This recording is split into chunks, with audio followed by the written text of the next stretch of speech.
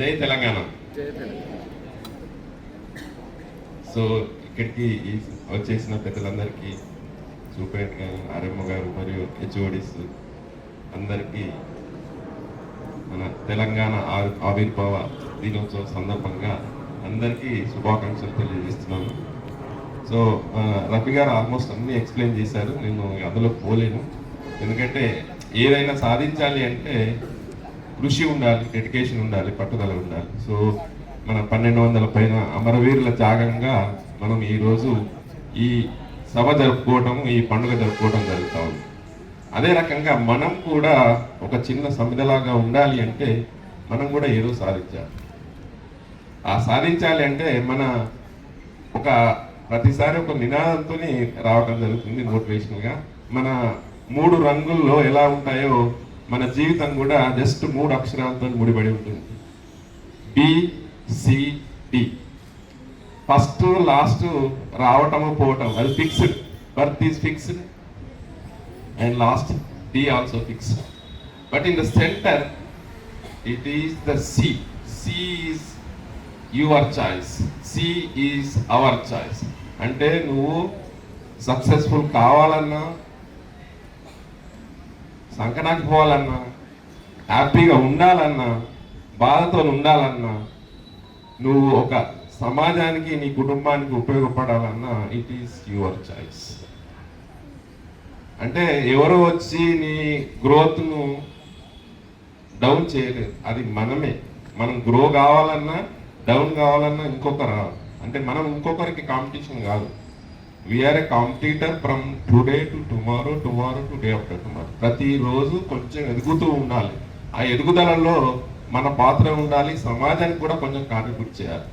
So అందుకనే ఒక చిన్న అనాలిసిస్ ఉంటుంది, స్వాట్ అనాలిసిస్ అని, SWOT. అవి గుర్తుపట్టాలి మనం. ఎస్ అంటే స్ట్రెంగ్స్, అంటే మన బలాలు ఏంటో గుర్తుపట్టాలి. మన బలాలను ఇంకా బలంగా చేసుకుంటూ పోవాలి. You have to strengthen hour strengths more. అదే రకంగా వీక్నెసెస్ ఉంటాయి. ప్రతి మనిషిలో కొన్ని వీక్నెసెస్ ఉంటాయి. ఆ వీక్నెసెస్ను వీక్గా చేసుకుంటూ రావాలి, తగ్గించుకుంటూ రావాలి. ఎప్పుడైతే వీక్నెసెస్ అంటే ఇది మనతో కాదులే అన్నది ఆ పదం వాడకూడదు. ఎందుకంటే ఇంపాసిబుల్ అన్న పదమే వీక్ పదం. Impossible saying that I am possible, అది గుర్తుపెట్టుకోవాలి. ఫియర్కు రెండు వేలు ఉంటాయి. Face everything and rise, otherwise fear everything and run. అంటే నువ్వు పరిగెత్తుతావా లేకుంటే ఫేస్ చేసి సక్సెస్ అవుతావా. సో ఆ ఫియర్ను నువ్వు ఏ రకంగా తీసుకుంటావు అన్నదే ఇది ఉంటుంది. అదే రకంగా ఆపర్చునిటీస్ అన్నవి మనకు వచ్చినప్పుడు, అంటే ఆపర్చునిటీస్లో 3 రకాల బ్రెయిన్స్ ఉంటాయి. Lazy brains, clever brains, intelligent brains. Lazy brains ఏంటంటే ఆపర్చునిటీస్ వచ్చినా కూడా వాళ్ళు వాడరా, మనం చెయ్యొచ్చు, నాకు మొదలు అవుతుంది కానీ మనకి ఎందుకులే, అట్లా ఉంటారు అన్న. అదే రకంగా క్లెవర్ బ్రెయిన్స్ ఆపర్చునిటీస్ అంటే వాళ్ళు క్రియేట్ చేసుకోరు, కానీ వస్తే మాత్రం వదలరు.